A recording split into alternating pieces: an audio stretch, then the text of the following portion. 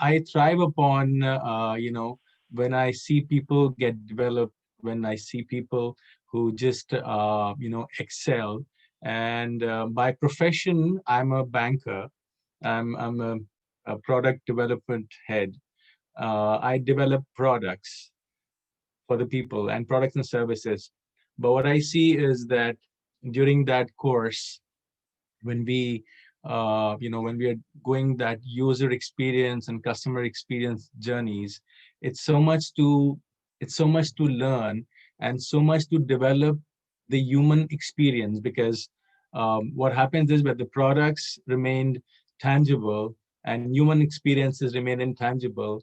What I try to do is I marry them together, and I try to make that experience more human. So in the last 20 years, I've been voluntarily presenting on many forums, and especially in my community, on topics such as self-development, self-management, time management, personal prioritization, personal growth.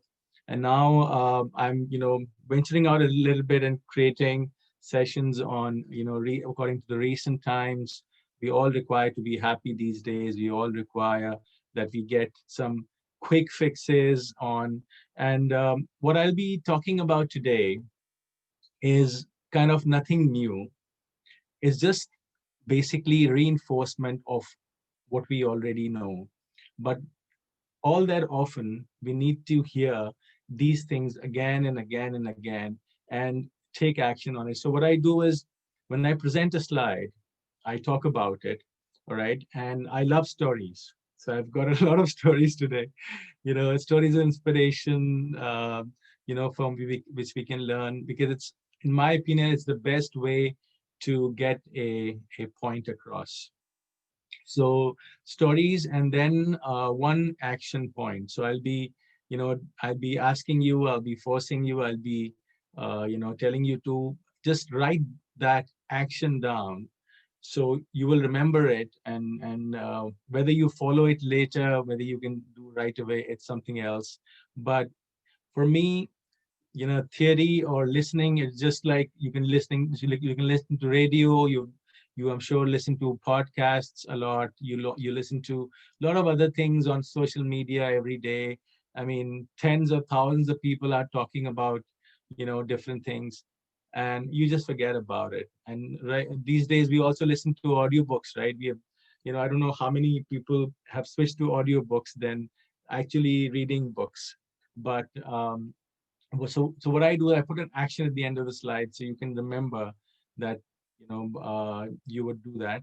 So that was the start. I would request you all. I mean, there are about 21 participants right now, and I thrive on interactivity. We were having a session, long chat with Wissam, how to get people to participate more, how to get the interactivity going. Because really, I don't want it to be another podcast that you're listening to, and that's not the reason why we are on a Zoom call. Otherwise, I would have just recorded and sent it to you. But really, it's like, it's two-way interaction. It's getting your shared experiences on the forum. I'm no guru. I don't teach directly, but what I love to do is I connect people. I try to, get more knowledge by sharing experiences. So at any time when I say this question is open to the forum, please feel free to unmute yourself and butt in and say anything, any comment, or anything on the question. And I've requested with Sam, and with special request, she's kept the chats on. So we'll see what we get on the chat bots as well. Because many people have these cameras off, and I've got this phobia that if all the cameras are off, I can't really. I feel like I'm talking to the walls. It's not me talking to the walls. So yeah, I mean, if you can keep your cameras on, and it'll be really nice, to see you guys. The body language, the facial expressions will give me a boost always. So okay, so I'll just share my screen to start with. Mm, okay, here's the presentation. And Here you go. So yeah, I mean, there is not too much text on the slides because I feel that, if I'm just reading from the slides, it's not really, it doesn't really work out for me. So that's the title slide that you're seeing right now, and you can see that I can. So this is my first page, Imran Bhamani. You can go to my. You can just type Imran Bhamani. You'll go to my YouTube channel's ID. I do short videos for people to, really to get my message across. I started it last year. You can see I only have 16 subscribers by now. I've stopped doing videos since, like a couple of months. But yeah, I mean, whatever comes to my mind, I just record it and I send it out to the world. Mostly on Facebook, so about 1,000 people view it. But so this is the session when we end it, and the presentation I'm going to upload in my YouTube channel too. Okay, so first thing. Now, my first question to you guys is, who are you? Now, this is obviously the start. So when we talk about keys to personal mastery, and I'm by now I'm sure you all understood what YOLO means, right? Anyone? If you've researched it, if you were curious enough to look it up, what is the meaning of YOLO? Yeah, you can mute yourself if you want, or you can put it in the chat. You only live once? Yes, that is so correct. That is so correct. So, not so difficult to find out, but yeah, I really liked that tagline. You only live once, and this means that because we only live once, we get one life to do whatever we want, and we just want to master that. And so I've got 7 keys, and and I've got 2 bonuses as well in the end, so about 9 or 10 points. So don't go on the number. But to start with, I just like to ask you, who are you? And this again, the question goes to the forum. Um, what would you like to share? I mean, if I ask you the question, who are you? What is the first thing that comes into your mind?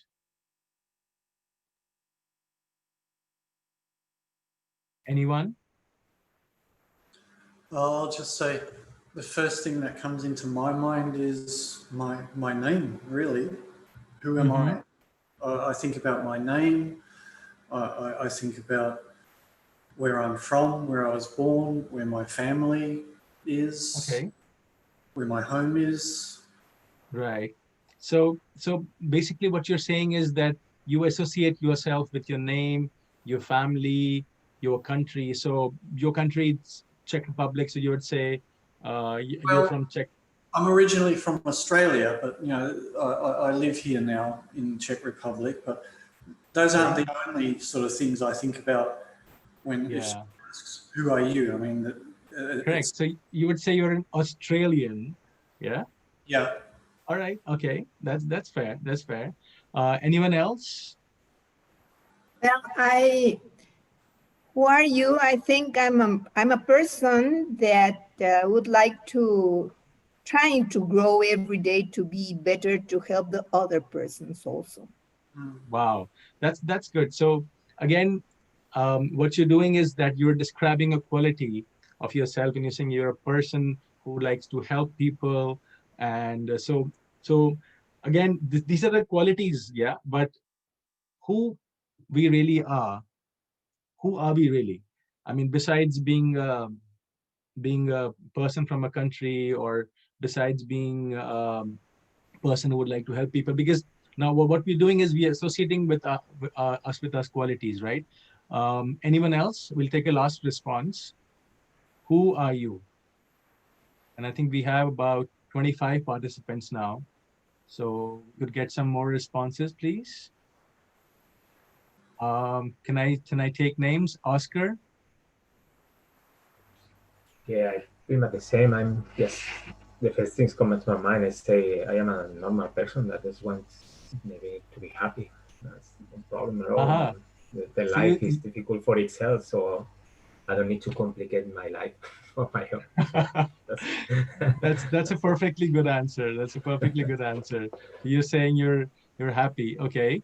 And one more I'll take from Diego. I think he attends all the sessions and very active and very actively participation. Diego, are you hearing us? How are you doing? Oh, hi. Doing good, huh? How's everybody? Very well, Good to Diego. see Can we you engage all. you? Can we ask you who you are? Uh, I'm a children of divine God. Okay. That's how I feel. All right. Okay. So you associate yourself like that, and that is so. Okay. Okay. Thank you so much, guys, for participation. So there is no wrong and right answers here. Whenever I ask that question, what we do is basically we associate either ourselves with the country, with our religion, we associate ourselves with the qualities. And somebody would say, I'm a housewife, somebody would say, I'm a banker. So you associate. So basically what I'm trying to get to is that is this. And when we say who you are is this sentence really stands out. So it goes like this: if who I am is what I have, and what I have I'm unaware of, then who am I? Right? So I'll say that once again. If who I am is what I have, and what I have I'm unaware of, then who am I? So the question is, what I have, I should always know. Otherwise, I will never know who I am. And by by seeing the surveys, when you ask people, you know, if you're a doctor, why you're a doctor? Because you have a doctor's degree. If you're a mother, is this? It's because you have children. If you're a leader, you have followers. So it's all about what I have, right? It's all about what qualities I have. It's all about what I possess in order to define who I am. Otherwise, you cannot really do that. So now the core point is that you need to know your strengths, right? We cannot manage anything which we cannot measure. And I know that during the last so many years, I'm sure you attended workshops where the facilitators have asked you to identify your strengths and to really to in order to really know who you are. And I'm sure in the past years you've written it down somewhere. What are my strengths? And the question is, why should we do that? Why should we find our strengths? Why should we go that path? I mean, we are going with the flow. We are happy with our lives. We are doing what we do best. But because management is equal to measurement, you cannot measure anything. I mean, the first thing, for example, if you're doing an event, yeah, the first thing we ask is how many people are attending, right? Or if somebody is getting married, the first thing they do is prepare the guest list, and they want to know how many, right? So in every path of life and every way of life, whatever we do, we need to know how many. So you need to always know your strengths. And today I will urge you to really think about that again, once again, to know your strengths. And why is that? Because the first thing is, every individual is a different person. Every individual learns in a different way. Every individual works in a different way. And understanding our strengths really keep us ahead in a lot of things. For example, if we are looking for a career, you know, what are we good at? We are only going to apply for those jobs where we are good at, right? We know that these are our strengths. We are living in an economy now that many people have their profiles ready on their phones, on the LinkedIn, on Facebook, and we know that okay, these are the standing out. And numerous websites where you go to, they just ask you for your for your capabilities, your abilities.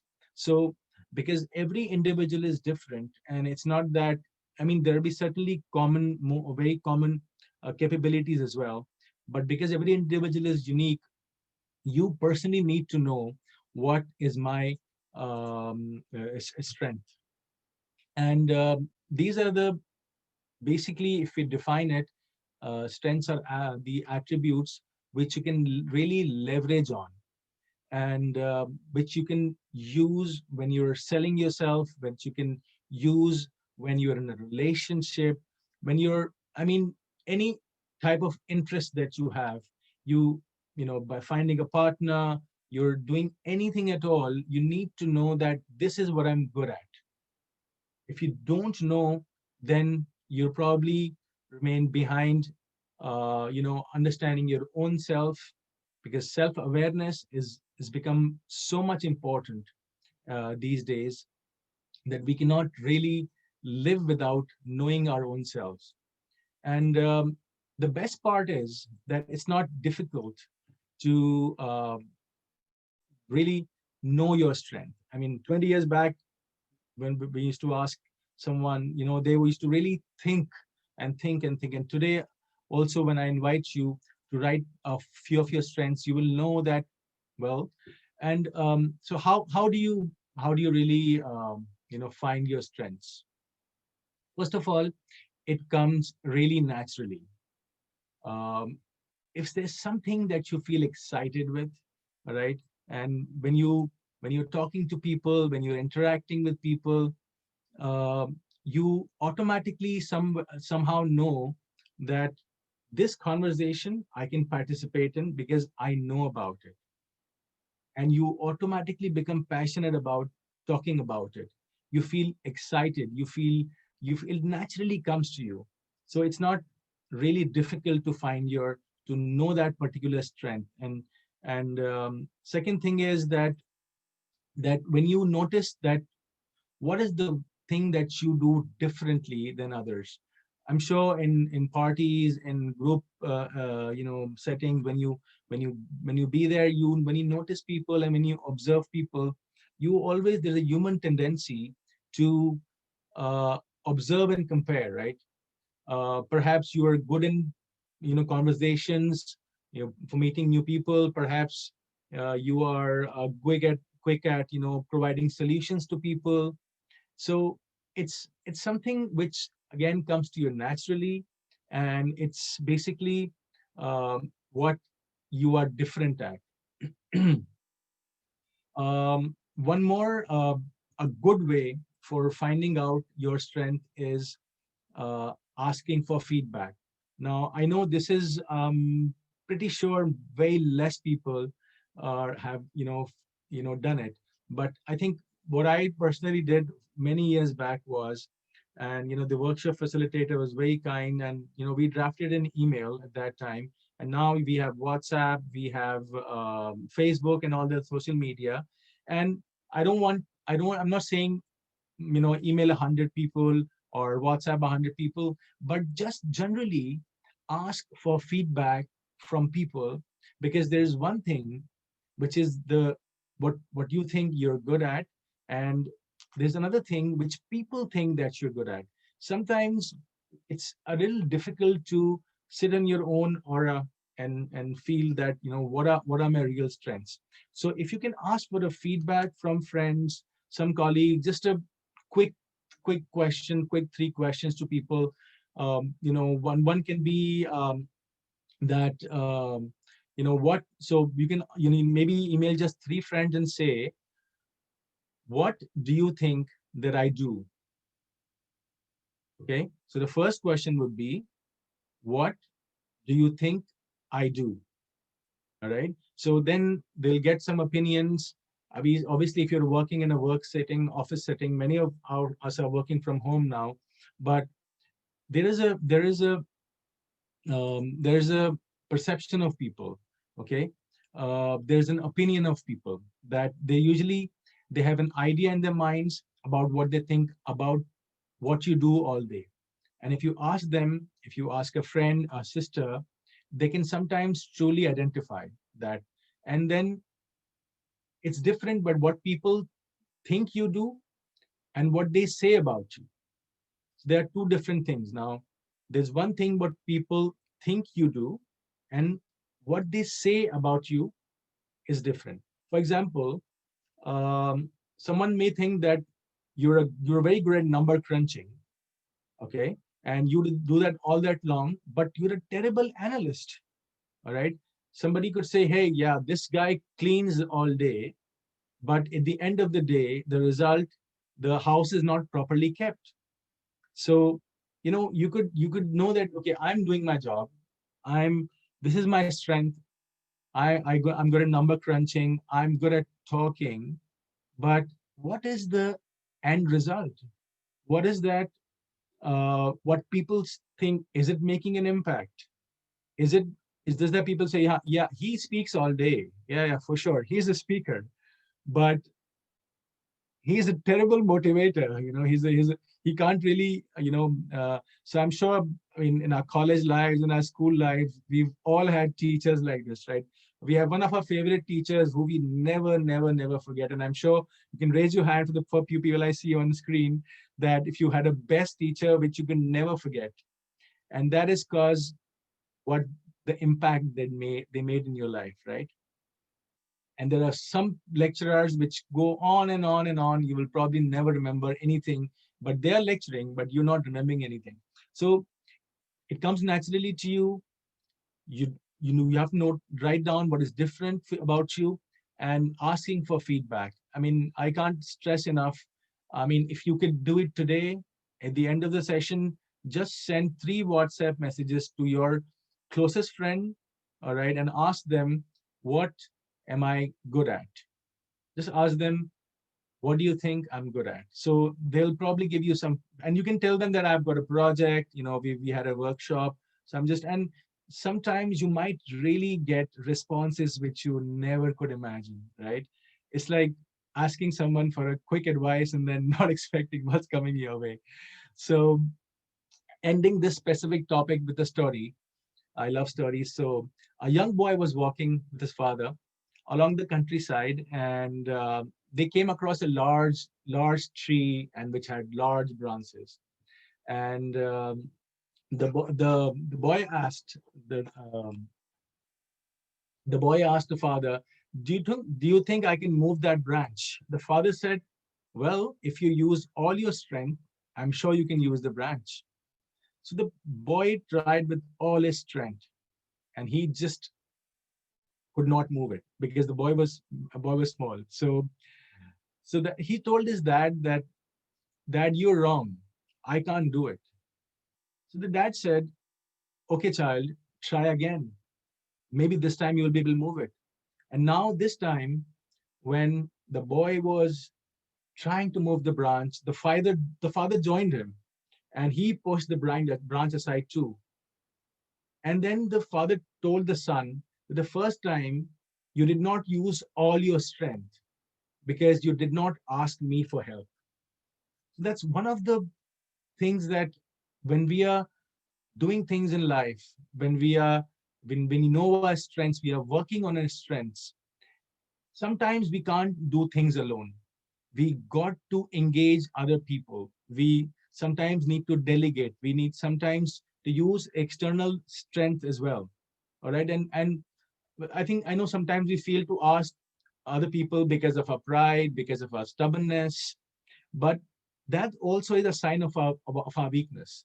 Because admit that, yes, if this is not my strength, how can I get other people's strength to do this, is kind of the best profound thing in the world. And the example which comes to my mind is Steve Jobs, the founder of Apple. Do you think he knew everything about how the iPhone would work? No, he had a vision in his mind that he wants to give the world a smart touchscreen phone, yeah, a smart touchscreen device. And he gathered people who had those strengths. So while finding your strengths is very important, knowing your strengths is very important. It is also a big strength to know which people have what kind of strengths and how you can use them how you can invite them, how you can, get people together to get the outer resources and the people who are willing to help and join your cause. So yeah, the first point, and mastering your. So I was doing this test, and I could recommend you to this. I was searching for free online tests. So high5test.com. Um, just note this down or take a screenshot. High5test.com. It'll help you. It'll ask you like 100 questions. You'll have 15 minutes.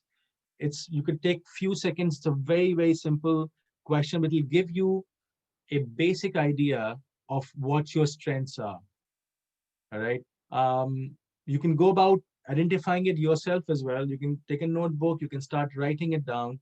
Okay. But sometimes, when you go wrong, then you can take help from this online test where you answer questions, 100 questions in like 15 minutes, and gives you what kind of a person you are, what are the strengths. So then when you know your strengths, then you can start using it. So my first point. Now, second point, be confident. Now, what does that mean? I would say, okay, I'll start with the story again. It's a very simple concept, right? Be confident, be fearless. You can go ahead and tell people to just be confident in whatever you want. But what is it really? Yeah. So there was a business executive who was deep in mortgages. He was deep in his debts and the liabilities. Yeah. All the creditors were on his home, at his office. Suppliers were demanding payments. And basically, he was on the verge of going bankrupt. He sat one day on the bench of a park, and he was wondering, what could save my company right now? So suddenly an old man appeared before him, just walking past. He looked very wise, and he said that, I can see that something is troubling you. I believe I can help you. So the man asked, well, how can you help me? So he put his hands in his pocket and took out a checkbook, and he said that he wrote a check for $1 million, and he just signed it and he gave it to that person, the business executive, and he said, take this money, meet me here exactly 1 year from today, and you can pay me back at that time. The guy immediately disappeared, and the business executive, when he opened the check, and he saw that it was signed by John Rockefeller, right? At that time, he was the highest, probably the most richest person in the world. So this man thinks to himself, wow, this can erase all my money worries. It can just instantly get me rich. But he said, instead, what I'll do is I'll put this check in a safe place, and just knowing it is there might give me the strength to work out a way. So he got his confidence back. He got a new optimism. He started negotiating with the suppliers, the new payment terms, and he got his employees back in his organization. He promised them that he'd pay salaries well, and he closed few large customers. And within 6 to 8 months, he was out of his mortgages and his debt, and he was making money again. So he remembered that check, and then exactly 1 year later, he returned to that park on the same day with the uncashed check at the agreed upon time. Um, and then he saw the man coming towards him, right? He looked a little worn down, the old man. And as soon as he started, walking towards him to give the check, a nurse came from behind and just dragged him. And the nurse told him, hey, I'm so glad I caught him. I hope he wasn't been bothering you, because he always escapes from the old house and tells people, then I am John Rockefeller. So executive was really, really astonished when this man was basically coming from from a place where they keep people with mental imbalances, and he kind of escaped from there, and he came in and gave him a ray of sunshine, right? So at that point, he realized that it wasn't really the check which was in the bank, which was uncashed.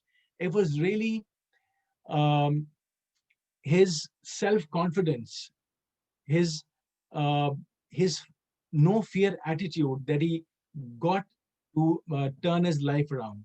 So that is, in my opinion, what confidence is. So uh, no one is born with confidence, right? It's nothing which is something that you could say the person is born with. He's I mean, some people will tell you that, yeah, this person is born confident or born talented. It's basically all about practice. It's basically all about how much time you invest. You want to do something new and you don't feel confident about it. That's because you haven't got the hang around it. That's because you have not started thinking about it. And any new business, any new career, any new relationship, if you prepare well, if you practice, then you will always be confident. I mean, I know that I was probably sitting on this presentation since the morning, and I prepared for a couple of days more, but it didn't take me much time to get my content, and it didn't take me much time to prepare what I'm going to talk about, as much as it took the last time, right? So the first time it always takes a long, and then when you practice, when you go ahead and you do things once, twice, thrice, then your confidence always boosts. And one more thing is that people generally say that you you are the problem, right? When we say that what's the problem, you are the problem, but we need to think that you have a problem. We are not the problem. We have a problem. And once we understand that it is the problem that we want to focus on and not ourselves, because we get into this deep dive and we just start blaming ourselves and we say, okay, I'm not good enough. Okay, I'm not confident. I am the problem. So you just divert your energy towards yourself, and then once you divert that energy towards the problem itself, what they say is that the half of the time when you be there, when you start thinking about solving the problem is half solved, right? So um, a problem could be in a certain circumstance, it could be in a certain organization. Let's say if you leave that organization, the problem will go away. If you leave a certain circumstance, a certain party, a certain social gathering, that problem could immediately disappear. So we should never say that we are the problem, or to anyone else for that matter, that you are a problem, because the problem is a separate thing than a person. We say that idiots are always sure, right? But doubt is really good. What is doubt? When you doubt yourself, when you say that, okay, I'm not sure about this, we generally say, think about it that, well, uh, I'm doubtful about this and I'm not sure about this. But if you don't have doubts, how will you really learn about something? So doubts are good, right?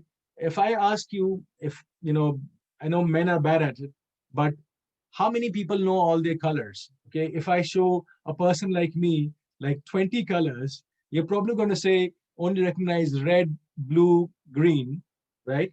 And what are the, okay, so my question to the men here, what other colors can you really recognize except the primary colors and the, other few colors? Tell me, if I asked you, I mean, I can't show you a color right now, but would you know what violet, magenta, and all these colors mean? Okay, how many of us can really tell all the colors? No one, right? And if I ask you right now, how many colors were in a rainbow? Me? Oscar, you unmuted yourself. Go ahead. How many Yeah, colors in yeah. the I rainbow? think I don't know. I think there are 7 colors like blue, green, red, yellow. I don't know. Okay. I don't know what's kind of that's Okay. 7, I guess. So yeah. Purple. Yeah. I mean, so if you really see the rainbow, it's got violet, it's got indigo, yeah. Then it's got Yeah. blue, then it's got green, yeah. Then it's got yellow, then it's got orange, and then it's got VIBGO red. This is how I remembered it. I'll just share this in the chat. Wait, somebody's waiting to be admitted. Okay. Don't worry, I'll take care of the people who are being admitted. These are okay. I put it into the chat. This is how I've remembered Bib Gayor.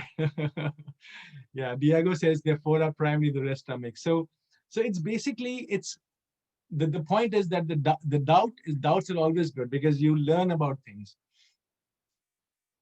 And when we talk about practice, yeah, it's all about practice. As I said, you should practice like an Olympian. You can decide what level do you want to practice, because that is the level that you'll get the confidence. That is the level that you will be thinking about yourself and saying, okay, I'm good at this, but at what level? It all depends on you. If you practice like an Olympian, you become an Olympian. Olympian was once a person who was just like us, but he practiced really, really, really hard. I was listening to this interview from Usain Bolt. He's kind of the fastest runner. And the interviewer asked him, so who do you compare yourself with, right? And he said, I compare myself only with me, because I set my own benchmark and I know that I practice like no one else. And he is the only person in the runners group that he broke his own record thrice. Yeah. So I think for 100-meter, he probably could do it in 7 seconds. I don't remember the exact, but it's just about practice. And I think the most important thing is when you be a source of confidence for others, all right, then you get the confidence yourself. Sometimes, like in the evening, I was telling with Sam that with Sam, you're a great motivator and get great confidence booster, because she would tell you, Imran, are you prepared? Don't worry, just enjoy yourself. It'll be all gonna be good. It's even if you don't have your own 100% confidence, if you really say 2 words to the people who you really, really care about, it makes a lot of difference. It makes a lot of difference. So be a confidence booster for somebody, and you'll see that really the difference comes from your own self. All right. So 2 points down. Okay, action is you got to try something which scares you. All right. Do something which you have never done before. And trust me, it can be anything, any small thing, any exercise, any sport, any confidence boosting. I don't know, people are scared of funny things. Actually, if you Google, there'll probably be 100 kinds of phobia in this world. But really, it's all about trying it out once. So if you really want to be confident, try one thing today that scares you. Okay, third point. Now be remarkable. Now this is connected to the first point, the second point, confidence too. What is being remarkable? What does it mean when we say be remarkable? Anyone? Mm-hmm. Okay. Let me invite someone who has, I don't have this person's name. Okay, Mr. Pavel, would you like to comment on this? You have to unmute. Okay, can you hear me? Yes, we can. Well, be remarkable is to be really exceptional, to be distinguishable also, just to be different, maybe in a broader context. True. True, true.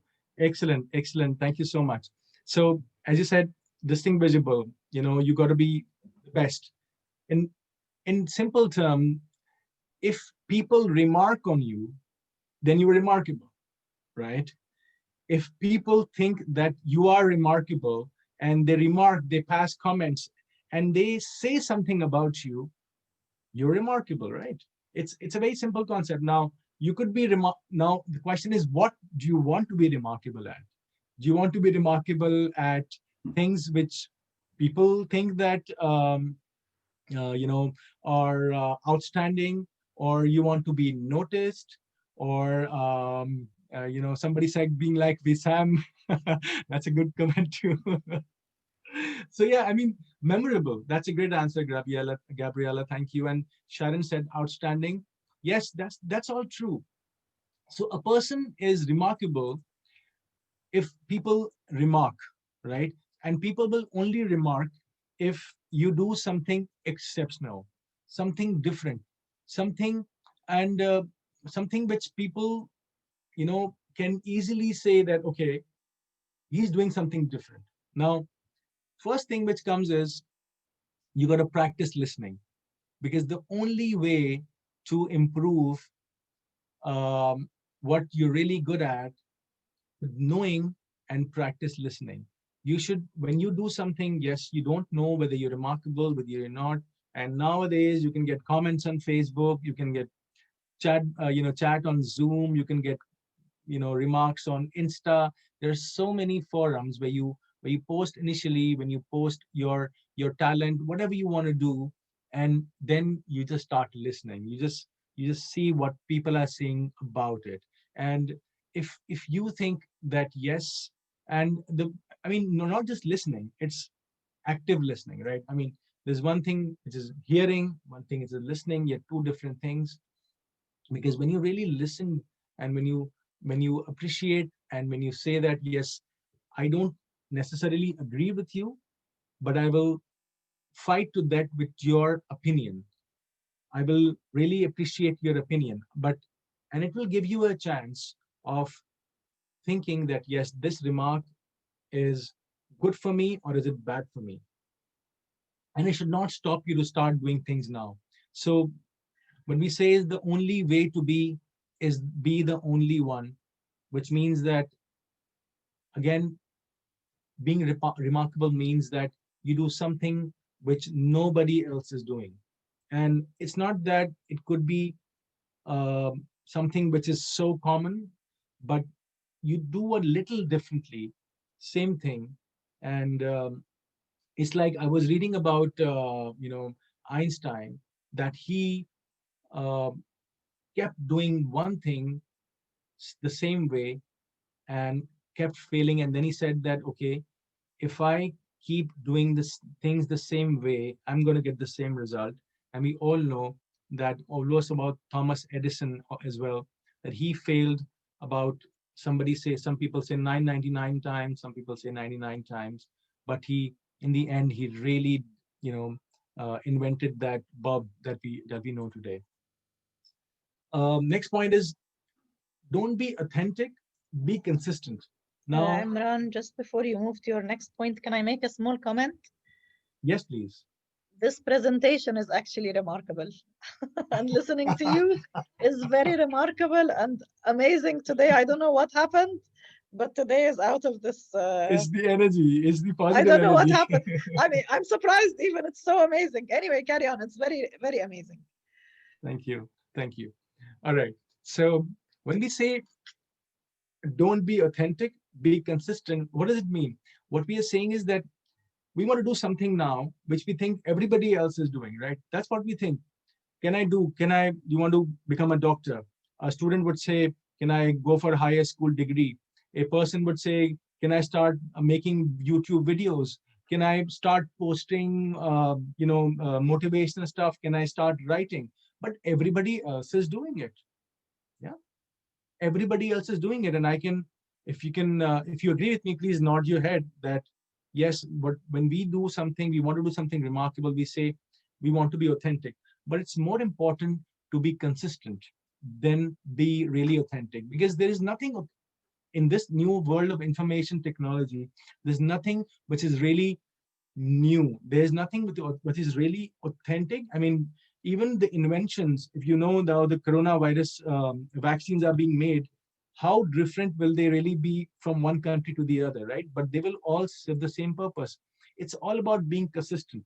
Imagine that you went to a doctor and he says, well, I don't feel really good today. I don't feel authentic, so I'm not going to do your operation.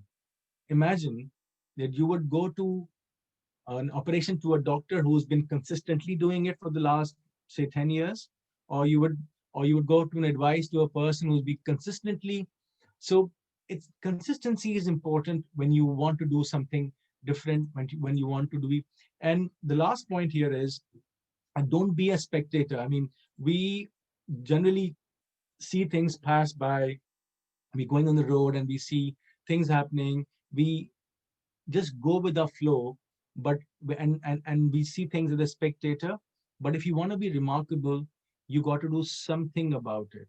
And if you really want to make a difference, if you really want to bank on your strengths, if you want to use your strengths, you want to be confident, you want to be remarkable, then you got to do something about it. And the action point with this point is that write down all the remarks that people have always given you. I'm sure when you get to write your strengths and when you send people for a feedback, you're gonna get a lot of remarks. And so just hear them, listen them properly, and then keep what matters to you and drop the rest. It's not necessary that there are definitely negative people in this world as well. There are negative people around us, a lot of negative people who just come up with that negative energy. You don't need to take that, but you will need to know that yes, these are the remarks which came up which I when I did something. And one more small point which I've not written down here is that if you really want to be remarkable at something, do it voluntarily. Just offer it to do it voluntarily. If you think you're good at marketing, you're good at finance, you're good at any small thing, you're good at giving advice, you're good at fixing the tap, just do it voluntarily for someone, and you'll automatically get better at it. All right, this one move or one point is very close to my heart, and it's about being grateful. Now, I'll start with the story again. And this story again, I've told it a million times maybe. There was a blind boy who sat on the steps of a building, and his hat was in front of him, and he held in his hands a sign which said, "I am blind, please help me." People kept walking beside him, and there were only a few coins people would throw away, some spare change. Some people just walked past. And if you live in a South Asian country, you'll see that a lot of people sitting there on the streets and just asking for money. Some of them are even posing to be blind, but this guy was real blind, and the sign said, "I am blind, please help." So there was a man who was walking by. He took a few coins from his pocket and dropped the coins into his hat. But then he took the sign from the signs from his hand, and then he turned it around and he wrote some words on it with a huge marker. He put the sign back besides the boy, and then something remarkable happened. People started giving him more money. The hat began to fill up, and a lot more people started putting money, notes, big bills, and basically it just happened during the whole day. And when in the evening that guy returned, and the boy recognized his footsteps, and he asked him, "Were you the one who changed my sign this morning? But what did you write?" The man said, "I only wrote the truth." what I wrote was, today is a beautiful day, and I wish I could see it one day. So he just switched the perspective. All right. Um, it's so unbelievable that some people can get so negative when they fall in life. And in everyday basis, are we paying the gratitude to the world? Are we paying the gratitude to the universe? Are you paying the gratitude to the one that created you? It's so important that even if you don't have anything at all, the times when everything just seems to be going out, even when the time when things are going very smoothly, all the times when you are troubleful, sometimes we just need to pay the gratitude back to the world. It's uh, it's very it's very enriching to you. It basically comes from your heart. It's the feeling of appreciation, regardless of what your current situation is, whether you like it, whether you don't like it. It's about having peace with your own self. And when you practice the feeling of gratitude, it attracts even more things into your life. And this is a personal, experience. I've seen so many people improve with this. Just it improves your relationships. Um, there are times when 20 years back or 30 years back, when my mom taught me how to say thank you. And I was like, why should I say thank you on small things? And you see a lot of other people saying thank you. If somebody opened the door for you, you say thank you. Somebody passed you a dish on the table, you say thank you. These small things are being grateful with people. It's just it becomes an habit to you, and it just gives you that aura of being in that bliss of gratefulness all the time. And who doesn't like to be appreciated, right? It's basically, if you say uh, a small thank you to someone today, it's not just about you as well. If you say a small thank you to even your spouse today for doing the dishes, or if you say, just be grateful for being alive today. If you just being grateful for, breathing, you're grateful that you woke up and you can go to work, or people don't have jobs. You woke up, you can wear shoes, people don't have legs. So it improves your relationships, it gives you health benefits, and yes, it does give you health benefits, because a research in 2012 held for the personality and individual differences by a university. It proved that the people who are more grateful, they experience fewer aches and pains, and they report feeling more healthier. um, Gratitude makes you feel empathetic as well.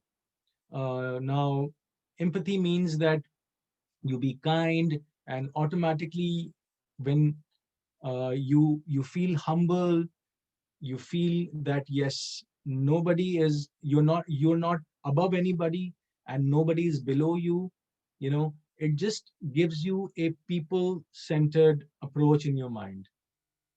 And obviously, the world needs a lot of empathy right now, right? We're stuck in this coronavirus thing, and we're seeing that people are really being grateful to the medical advisors, to the nurses, to the doctors, to the police, to all those people who have come to help everybody during this pandemic in the last 6 months. And I think we have seen a great influx of people being really thankful and grateful to people. And that's what, I think life is all about. And most certainly, it helps you sleep better. I mean, there's no doubt about it, because um, when you are grateful to the world, when you're in a humble situation, you always sleep better. you do, and you try this out, and we'll try this out during this session as well, 5-minute gratitude meditation.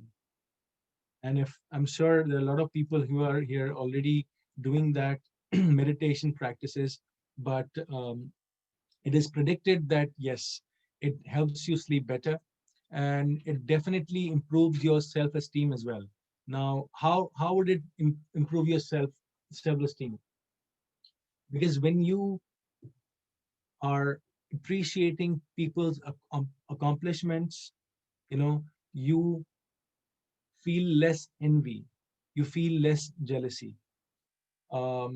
Somebody once said that you don't feel more you don't feel you for a friend's recent promotion, somehow in the college, when you're in college, it feels bad that you get lower marks, but it feels worse if your friend has got better marks.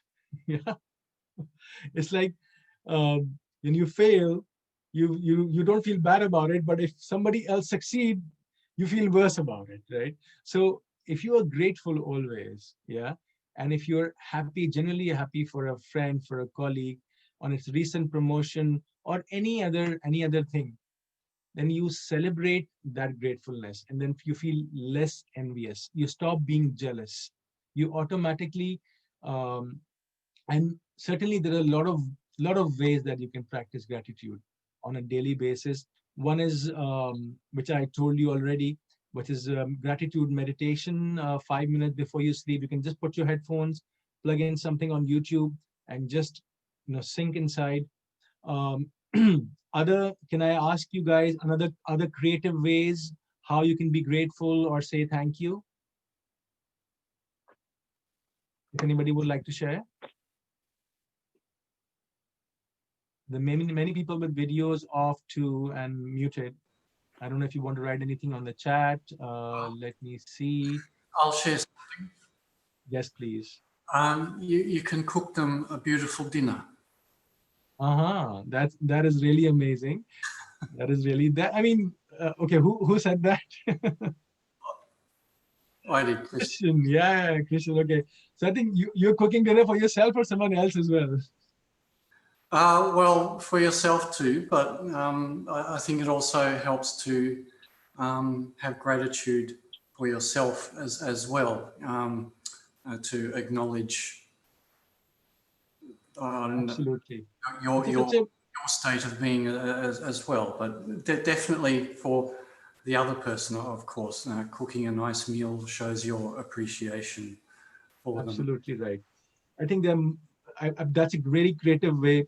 A person like me would not be able to do that. But cooking a meal for a spouse is a great way. Yeah, thank you for sharing. Anybody else? Somebody said on the chat, mindful kindness. That's also a good way. I found something which I did with my colleagues, and it just kind of became a trend. And my head of department and the vice president came on to me and said that this is something very nice. What I did was that when I got back to my office in about May, in the month of May, I wrote gratitude cards for people. So I just bought about 10 cards and I wrote, thank you, Mr. ABC, thank you, Farhan, thank you, Asim, for doing this for us while we were away from office, because a lot of people were there in the office, right? And it's unbelievable. 3 months later, the card is still lying on their table right in the front, because apparently nobody does that anymore. So that is something which is so grateful for, yes, our lives doing for ourselves, but yes, grateful for other people as well. So can you all write down one thing that you're appreciating today? And I'll give you like 30 seconds. Write down one thing that you're appreciating today. What are you appreciating today? Gabriella said a gratitude diary writing. That's a very good way. Thank you for sharing. Wissam said that I'm able to breathe. That is the God's blessed blessings, I think. Thank you, Wissam. So just one thing which you're appreciating there. Being able to work from home. It's raining a lot right now, so we need to travel. Okay, I don't know, Neelam, is it a gratitude statement or something else? Yes, work from home is also a bliss. While it's raining outside, you don't have to go out. That's true. Yeah. And Diego said, thank you. It helps me to get the jobs and attending to this event. Yes, one of the, and I'm also grateful and very happy and very, grateful that I'm actually presenting and sharing my small bits with you. Okay. Yeah, Oscar, thank you. My daily meditation, that's something to be very grateful about. Okay. Yeah, Angela is saying, I appreciate my health, my family, and all the people I care about, and even struggling, I still have food to eat. And thank you, Christian. Thank you. All right, guys. Thank you. All right. Next point. This is also very important. After learning confidence, remarkability, zero blame, and no complaints. Now, in order to really get your life, yeah, really think that sometimes we just get into that mode. When there's something gets wrong in our life, we start complaining. We complain to our spouses, we complain to our teachers, we complain to our bosses, we complain to our children, and it becomes so natural to us sometimes that we forget that when we complain, it gives us giving us negative energy. When we complain, this means that we are not part of the solution, but we're part of the problem. When we complain, our internal hormones get a negative vibe. And it's like, again, it's being opposite of being grateful, right? So when you have a zero blame attitude, when you have a no complain attitude, when you no victim attitude, that's the only way you're going to get a real benefit from gratitude. So again, a story. There's a poor man who lived with his wife and 6 children in one room. And they were always getting in each other's way, and they could hardly breathe. There was such low space. And we know that in a lot of countries and a lot of cities, there is the problem that there's too much overpopulation and people are railing in really crowded houses. So finally, the man could not stand it anymore, and his wife told him to go and see the rabbi. Now, that person went to that priest, rabbi, and asked him that he is really miserable, and things are not working at home, and his wife and his children can't even eat properly, can't even live properly. There's only one room. There's the bathroom in the same room too, and we are really starting to fight with each other, and life could not be worse. Now, the rabbi and the priest thought very deeply about that woman's problem, that man's problem. And then he told him, okay, do exactly as I tell you, and things will get better. Do you promise that you will do exactly what I'm saying? The man promised. So he asked him, do you have any animals? Yes, I said, yeah. He said, yes, I have one cow, one goat, and some chickens. So he said, okay, when you get home today, take all the animals into your house to live with you. And the poor man was like, maybe he said, maybe I've gone crazy or this other person. How can I take my animals into my house? But he had promised that he will listen to the rabbi and the priest. So he took the advice, and he just took all the animals in the house. Next day, he came back running, and he was crying and said, oh my God, it's so awful. What have you done to me? I told you that, the animals are all over the house. They're not, we can't even live properly now. He said, calm down, my friend, calm down. You go home and you take the chickens back outside. Yeah. So he quickly went back, and the chickens were outside. The next day he came back and said, Rabbi, the chickens are gone, but the goat, he moans all night. He's smashing up all the furniture, and he's eating everything in the sight. And he said, okay, calm down. Go home and take out the goat, and may God bless you. So the poor man went back home and took the goat outside. But next day he came running back and he said, what a nightmare you have brought to our house. With the cow, it's like living in a stable. How can you live with the cow? The manure is all over our house. He said, you're right, my friend. May God bless you. Go home now and take the cow out of the house too. Poor man ran back to the house and took the cow out. And then he came back next day and said, oh, Rabi, we have such a great life now.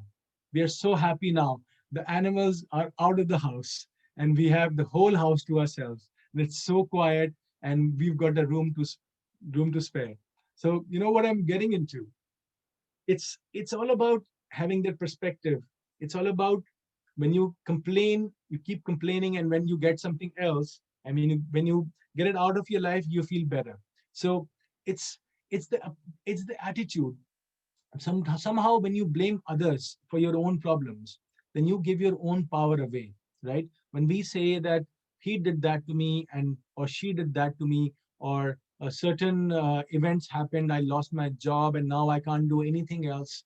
If you keep blaming others, then you give your remote control away to people.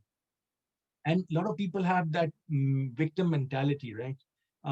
You speak to them and they'll say, hey, how are you doing today? And he'll say, well, things have been so worse.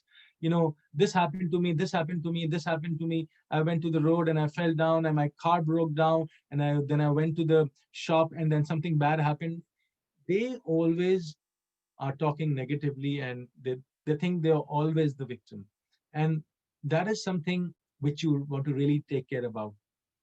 You don't want to people to really think that you are not taking that responsibility, and you are not taking that personal responsibility to be happy. Your words, your actions, and your feelings make a lot of difference. When you somehow blame someone else, and then you don't accept that responsibility, when you stop playing your own game, somebody else starts playing that game. And having a victim mentality means that now you cannot create. Now this is the position when you're just turn off. You empower someone else.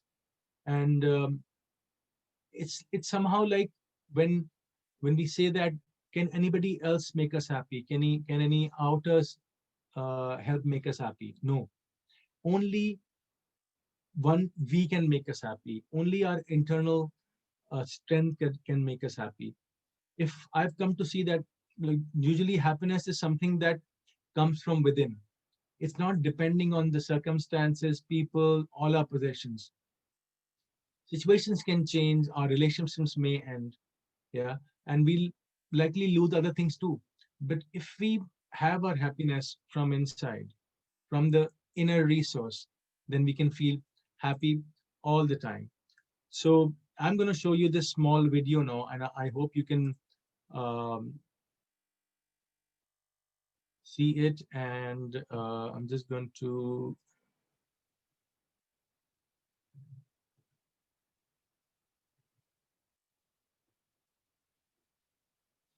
video and play this.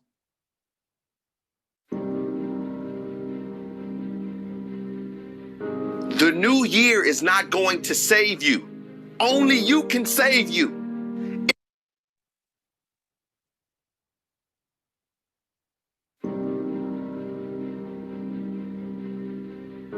The new year is not going to save you. Only you can save you. If you don't accept full responsibility for your life, no resolution, no goal, no dream will save you. You must take full responsibility for your life, for the good that arrives and the ugly and inconvenient. If you are the type to play the blame game, to play victim, bad things always happen to me. I'm not where I want to be because of this person or because of this event. If you are this type of person, you will never get on in life. Taking responsibility doesn't mean relinquishing control of your life. It means taking control. It means if someone is stepping over you, if a circumstance keeps pulling you back, be able to see it for what it is and to take massive action to eliminate that person or thing in your life. It means accepting that you absolutely played a part in all the negative in your life to this point. And rather than complain and moan about what went wrong, figure out how to fix it. What can I do now to beat this problem? What can I do now to create a life of success, a life of abundance? What are the successful people doing right now? And how can I emulate their actions to mirror their success? I guarantee no successful person is playing the victim role. No human that achieves anything in life plays the blame game. They focus on what they can do now to create a better tomorrow. Holding on to grudges and negative feelings from years past will never get you out of the crappy situation you are in. What will get you out of this situation? Planning on how you intend to get out and how you intend to achieve success. Writing down your reason, your purpose. You should say to yourself, no more. No more will I blame others for my situation. The past is gone. I cannot get it back, and I will not complain about it any longer. I will drop it like a hot potato and move on with my life. I will do whatever it takes, whatever it takes. When negative circumstances come, I accept that they are not happening to me, rather just happening as they do to all humans. I will know in that moment I have a chance to.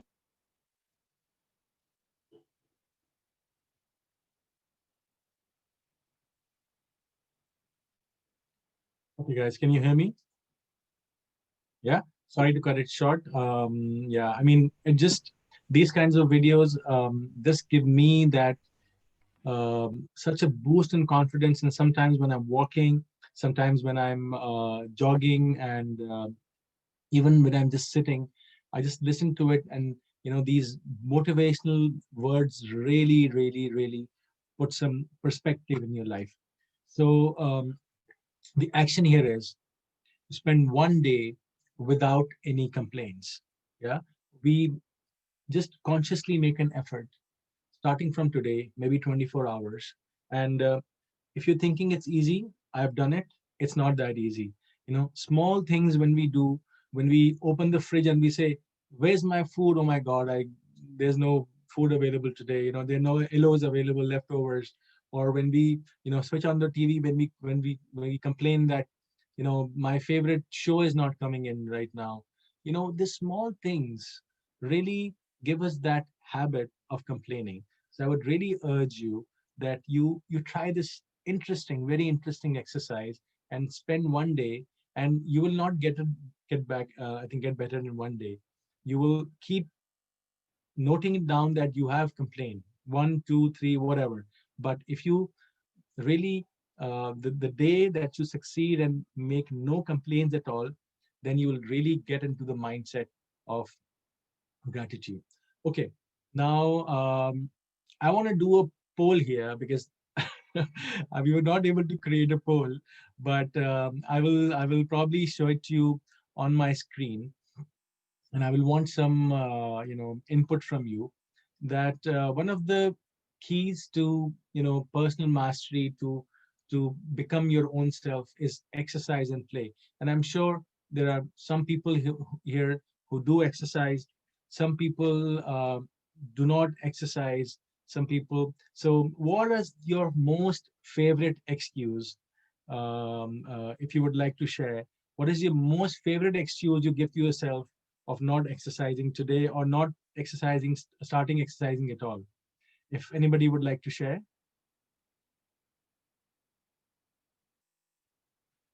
I'll give you some the responses on the chat. Yeah, I will do it tomorrow. Yes, that is one of the, if you can write on the chat, if you don't want to share it in person, yes. Fear of COVID, yes, that's one of the fears now. Um, that's a valid excuse actually. Today I'm too busy, yes. I'm busy, the most common. I don't have time, I'm too busy, yes. Who else? Okay, I will paste some common excuses. And certainly they are actually excuses. I'm too tired today to exercise, I'll go tomorrow. I already have much physical activity at work, I'm already tired. I get bored working out alone. I don't have proper shoes or my gear. I'm already so thin, so I work out, I'll probably waste away. Work was busy and really hard today, so I deserve to relax. And my most favorite is I ate too much today. I can't move a muscle. So these are actually nothing but and yes, raining and cold, and some people just dislike that particular task, but it's all about giving you that space, giving you that time to maintain your body, right? I mean, so many people work about continuous exercising, but um, unfortunately, I learned it the highway. I developed blood pressure and a few other things, and my friends as well. When we really find out that what is the importance of exercise, it really gets too late. And the biggest barriers are just mental barriers. There's nothing else. There are no actual excuses to really not exercise or not work out today. You can do it for 5 minutes. You can do it for 10 minutes. It's all about being kind to yourself, and you don't have to spend hours in the gym or force yourself to do painful activities every day. A little exercise is better than nothing. Yeah, so let's say when we get up from this session today, because we've been sitting for like 1.5 hours, just get up and generally stretch yourself, do some normal exercises, move your hands, move your legs, do some bends down, do some, it's very simple. And this is only the basics. Obviously, the real meat will come when you start exercising at least half an hour every day, because half an hour of modest activity, and this is besides what you work at office, besides if you're a school teacher, and if you think I'm running, a housewife might say that I'm running after my kids the whole day. I'm sorry, that's not exercise. If the school teacher says that I'm running with the children the whole day, it's not exercise. It's basically when you build that intention and you get yourself to stretch or work out. And it's all about checking your all expectations, right? You can't get out of shape in an overnight, and you can't get in shape overnight. And I heard somewhere, and I found that very interesting, a funny quote, where they say that I'm in shape, round is the shape. Right?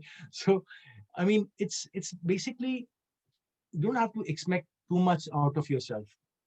Don't get discouraged by small accomplishments. You can give yourself fitness goals. You can give yourself small things that you're good at, and you can just start that immediately. Uh, it's all or nothing. Sometimes we say that it's basically if I can't do the whole month, why should I do it today? That's not true. Every day is important, right? Every day you eat, every day you drink water, right? So yes, it's not like food or water, that if I want to do it, okay, if I go to the gym, if I don't do it 30 days, it will not work out for me. Why should I pay for 30 days? Yeah, we need to ditch that attitude. We need to ditch that thought and say, we can do a smaller bit every day and not too tiring on ourselves. The best thing which I've also seen is you take up a fun sport, right? And you find a sport around you. You join the club which you have near your place. You have a place where you can maybe jog a bit, maybe play sport like badminton, tennis, any kind of activity when you get a group of people. What I've seen is some people complain that, I'm alone. I don't, when you go to the gym, you don't know anybody, right? You just put your headphones and you start working out, and that can become boring. So what you can do, and what I did for myself, is 2 days in a week, I just go to play any game, any sport, and that automatically, brings the fun element into your life, because obviously you make new friends when you join a sport, and it becomes a group sport. So you can make it like a fun sport. You can, and it's funny how you can play mind games with yourself, right? I mean, the mind is a wonderful organ. You can actually tell your mind that, okay, let me, and that's what I do sometimes when I'm really tired and I know that the exercising is going to give me more energy. And it's true that the exercise, even if you're really tired, you just go and tell yourself, tell your mind, okay, I'm just going to wear my shoes. Okay, I'm in okay gear when wearing trousers and t-shirts. I'm just going to go to the gym, or I'm just going to get out of my house and start walking for 5 minutes. And once you break that barrier, once you tell yourself, okay, I'm just going to wear my shoes, go outside. That's it, nothing else. Then you get there and you tell something else to yourself, and then okay, I'm going to walk for another 5 minutes. Okay, and then at five becomes 10 minutes. So you got to sometimes fool your mind, play mind games with yourself, because again, it's always mind over body, right? Your body is not that stressed that how much your mind tells you. So you basically, again, it all depends on your mental state. Everybody needs to play and exercise. It's not an excuse, it's not a choice. If you don't invest in your health right now, in my opinion, you will have to invest in the hospital bills or the medical bills later. So we already did that. Write one excuse which you will bust today to exercise. So you can just write this down. Bust one um, excuse, like I hate exercising, or I'm too busy, I'm too tired, I'm too old, I'm not that athletic. Just bust one excuse today that why you will not exercise. And like some people said in the chat, I'm feeling sleepy, or yes, dancing or create physical activity. Yes, that's a very good way to exercise as well. Okay, I am coming towards some kind of closure. The next one is meditate. Now, again, I started doing that about 5 years ago, and I cannot explain to you how much I want to talk about this in every presentation. I even had this in my last one, but it's such a great mind booster. Just as exercise is for the body, meditation is for the mind. It's exercise for the mind. And before I take you to the benefits, I will request you to join this for 5 minutes, and because we have almost towards the end of our slides and of our presentation, but this will be really good. I'll play this small 5 minutes meditation, and you have your headphones on. Many people have speakers on. Just follow this small meditation, and I'll see you on the other side.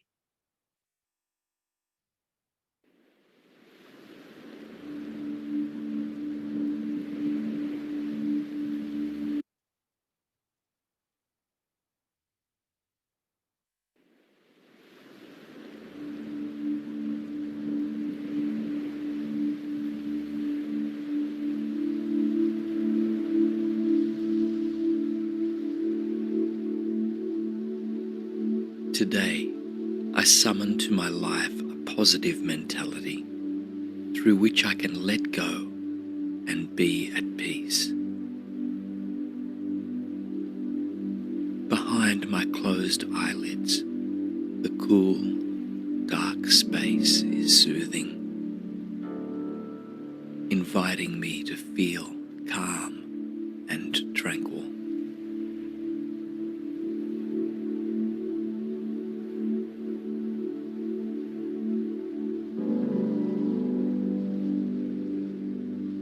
As I draw in a deep breath, every cell in my body is activated and energized, and I can feel the life current run from the base of my spine right up to the top of my head, bringing me to a state of greater awareness.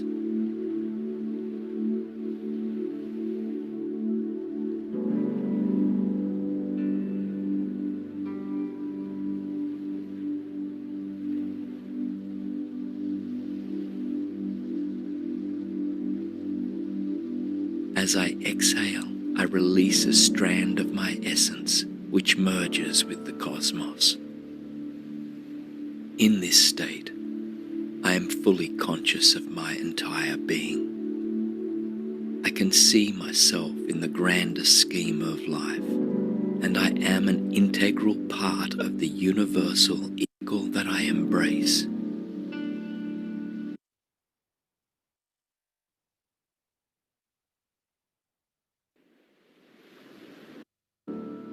Inviting me to the top of my head, bringing me to a state of greater awareness.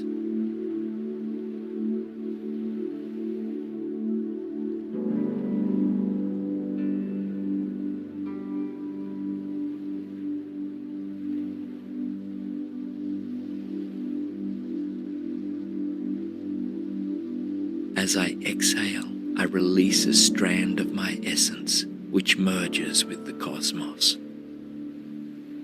In this state, I am fully conscious of my entire being. I can see myself in the grander scheme of life, and I am an integral part of the universal ecosystem. Around every corner and in every experience, there is a miracle that I embrace. I see beauty all around me. From the copper coin glinting in the sun's rays to the panting dog smiling on the street corner. I'm grateful for life's little gems, and I am open to receiving blessings in abundance.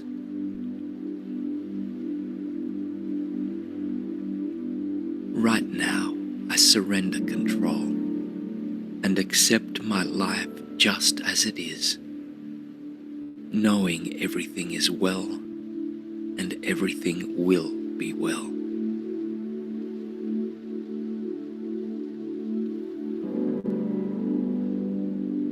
Through gratitude, acceptance, and understanding, I have cultivated a positive mindset. What I sow is what I reap. And today I choose to sow the seed of limitlessness. I choose to open the doors or build new ones behind which my greatest life lies.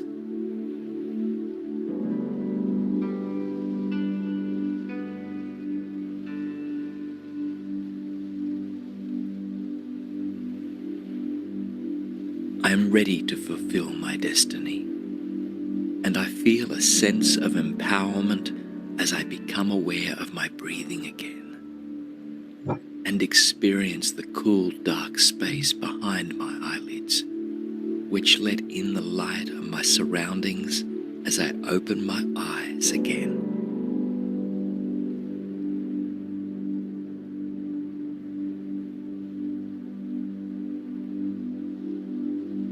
I am joyous. I am open to feel joy.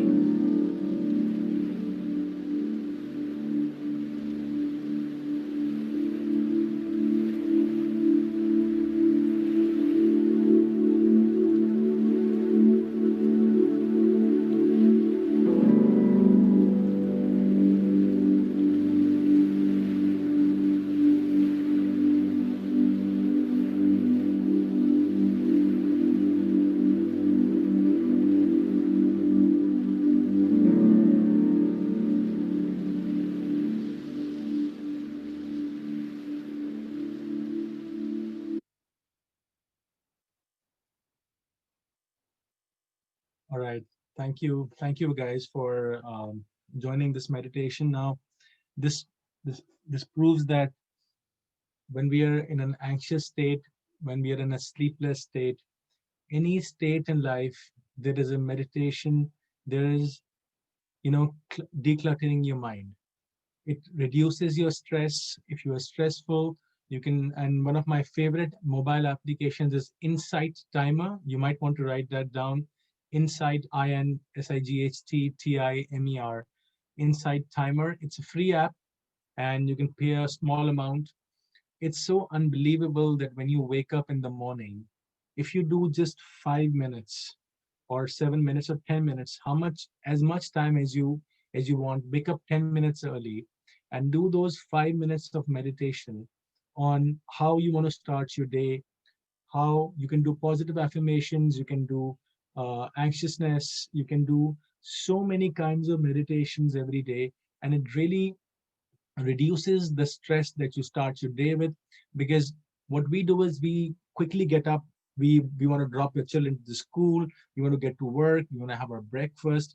We start our day on a very high paced note, and that actually decides the pace of the whole day, right? So this meditation really helps us to think and to, you know slow down life a little bit.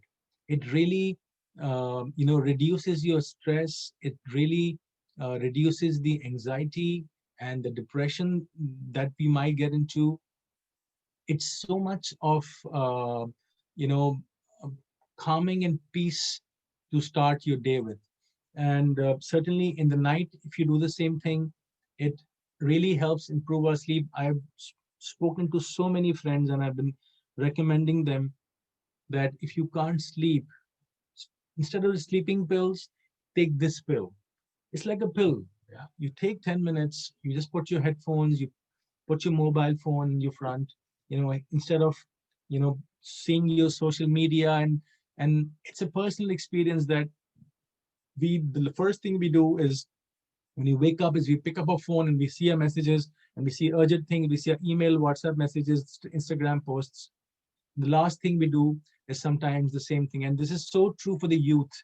I mean, I see my son doing it. I see so many people, but if you start your day with a small meditation, and, I think 1 hour before, and that's what the researchers are recommending, 1 hour before you go to sleep, just don't touch your phones. Yeah. And this will really improve your sleep. And do this 10-minute meditation. It will improve your mood. It will make you happier. It will give you that sense of going throughout the day or sleeping peacefully.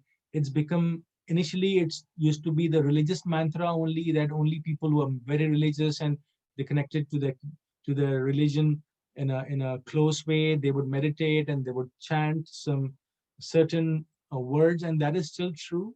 That is still true for religious gatherings and for religious reasons. But it's basically it's all about improving your mood for the whole day. Somebody asked, it's Insight Timer. I'll just repeat that and write it there. Insight Timer. So again, the activity, the action, the end of the slide is meditate just for 10 minutes every day, maybe 5 minutes in the morning, 5 minutes in the evening, or 10 minutes morning. It will really help you. And again, you can do it for all kinds of activities, for mindfulness, for sleep, for positive affirmations, for reducing strength. On the app that I told you about, Insight Timer, you can just type SOS. And sometimes if something bad is happening at this particular moment where you're feeling anxious, you're getting a panic attack, you're getting an anxiousness attack, just listen to that meditation. It will really help you, because breathing exercises greatly help you also in meditation. Okay, coming towards the end, and I think I told you I have 2 bonus points for you. So these are the 2 bonus points, and I'll quickly go through them because it's already time. Now, volunteerism is something which, if you instill in your life, it could again go a long, long way to help you live and really master your life. What are the benefits of volunteerism? Um, First up, you meet new people and you build community. Some people say, I don't have time, but when you think of these benefits, yeah, then of meeting new people and you build community, and it will really, really form stronger bond with strangers, with people from different cultures. It provides unique opportunities. It connects people with very, very different shared values, and you start becoming pluralistic, and you just appreciate the diversity which is around you. From the community which I come, if I tell you my personal story, I started volunteering like when I was 12 years old. I used to go to my we call it Jamaat Khana. It's a place of worship where they have a huge library. So I used to go and just work in their library as a worker, giving out books and taking books. And I've worked in about maybe 12 organizations in the last 30 years. And my best action, my best talent always came from volunteering, because I was volunteering as a teacher for like 20 years. I was a teacher of religious education and the Islamic education and other knowledgeable society institutions. And I really felt, and there was one incident that really made a mark. I was working for a special children's organization where I was a worker, and my job was to wake up at 5 a.m. in the morning and take the children who were physically challenged to do sports in about 1 hour away. There was a park where I used to take them, and I was given the challenge of, there was one individual who, and I was like 17 or maybe 19 years old, I don't even remember. There was one individual who would never come to that for that sports. And I was given challenge by my leader, by my manager, to go and pick that child up. I went there and I saw that he was not a child, he was a fully grown up man who was struggling, and he had, I don't even remember the word for it, but he would not talk to anybody, and he would just sit in his room the whole day and watch the ceiling. And I knocked on the door, and the mother was really surprised, and she said, what are you here for? I said, I'm here to take your son for sports. And she said, he has not gone in the last 10 years. I said, can I give it a try? I'm new, I don't know these but let me give it a try. And she smiled and she said, okay, uh, you can give it a try, but he's dangerous. He's afraid of new people, and you might get hurt. I said, I'll take my chance, ma'am. So I knocked on his door, and he wouldn't open his door for the next 10 minutes, 15 minutes. I kept knocking, and I said, Ramzan, this is Imran, can you please come out? And obviously this was a language which we speak in Pakistan, which is Urdu. So I was talking to him from outside, and 10 minutes later, he opened the room door. And everybody was surprised that, how did he? And then when he opened the room door, he ran into the balcony. Now, I don't know what I said at that time. When he ran into the balcony, I went behind him, and he was just sitting, and he was just looking away, and he was having his, he was having a cigarette, and he was having his pawn, and he was having these things so I kept talking to him, and I said, let's go for one, only for 20 minutes. I'll get you back very quickly, this and that. And I just kept talking to him, and something inside me said that, I have to do this today. And this guy, he turned around and he just came on me. Like he tried to hurt me, and I just went. But actually what he was doing is he was rushing to his room from the balcony door to get dressed. And his mother was there, and she didn't spare a second. She quickly dressed him, and I held his hand. I took him there. And I think every volunteer there was so overjoyed that when I went there, the event was almost finished. But he attended for 10, 20 minutes. And as promised, I picked him up again, and he couldn't walk properly. But I took him back home. And I think that event really stayed with me. That small incident, that event, it gave me the power of volunteering. It gave me the power that, yes, we can change the world if we do these small things in volunteering. And I've been doing in the last 25, 30 years, volunteering in any area, in the health areas or the education areas. And obviously, you always gain more knowledge, and you get to understand how people are, how people's lives are, how other people's cultures are, how people live in their different ways. You can volunteer out of your country, you can volunteer in your country, but it really gives you a sense of purpose, and you feel happier from inside too. We've throughout our lives, we have developed social and professional skills, yeah, that promote our personal achievements. But using those skills for a big community can be really, really fulfilling. And it can be real, it can boost your self-esteem too. It can really give you more opportunities to learn new skills, to gain more knowledge, and to develop personally as a person as well. It really helps you to step out of your comfort zone.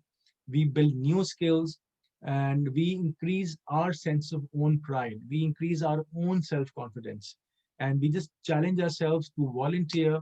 And when we receive appreciation from others, it can give you a really emotional and mental boost. And plus, the best part is that you can always advance your career by improving your job prospects too, right? Because what you're doing really is that you are, doing an internship.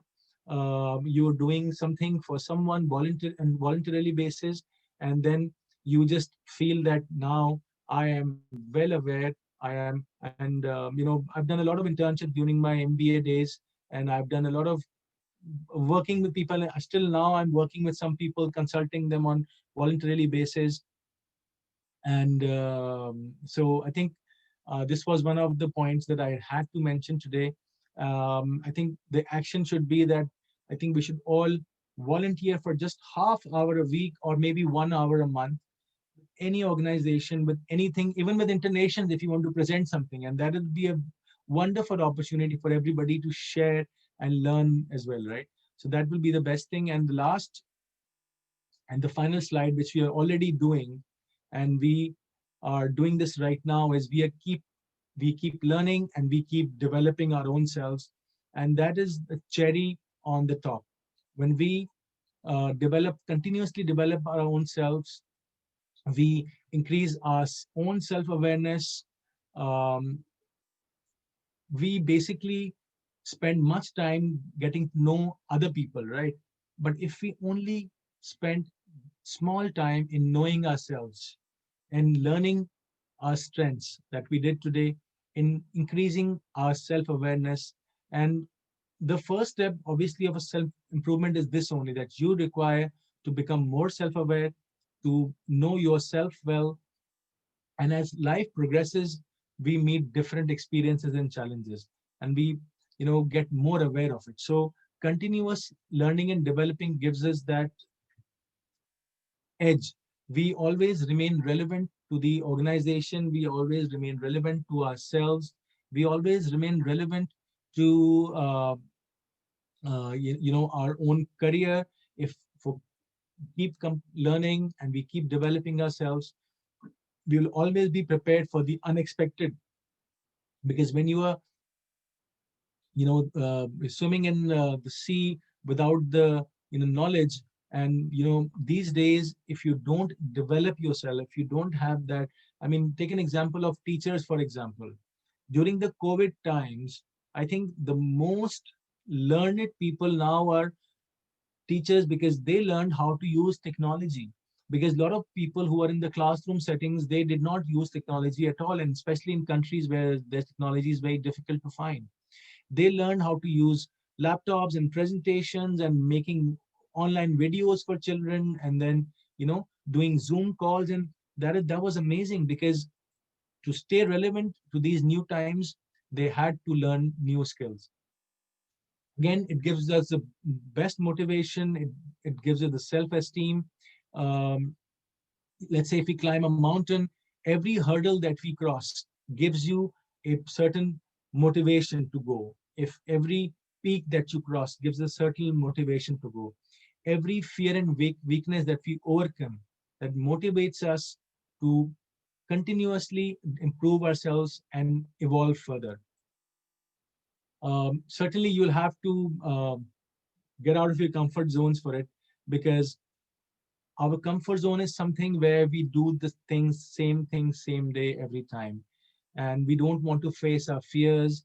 We don't want to develop ourselves. We don't want to take any risks or challenge ourselves. But if you want to continuously develop, you have to get out of your comfort zone.